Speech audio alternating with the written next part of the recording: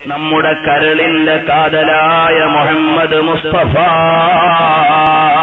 സല്ലല്ലാഹു അലൈഹി വസല്ലം തങ്ങളോട് സ്നേഹമില്ലാത്ത ഒരു സംഘത്തെ നമുക്ക് ആവശ്യമില്ല. പാതിരാവിന്റെ പഴുതിൽ അരമനയുടെ അകത്തളത്തിൽ കിടക്കുമ്പോ മദീനയിൽ നിന്ന് മന്ദമാരുതൻ വരുമ്പോഴാണ് ഹൃദയം കുളിരണിയുന്നത്. എന്തിനാ മോനെ അധികമുറങ്ങുന്നത്? ഒന്ന് കിടക്കുമ്പോഴേക്ക് മദീനയിലെ രാജാവ് വന്നാൽ ഇസ്ഹാഖ് മേം പോഷീദ ഹേ ഗോഹറേ നായാബ്.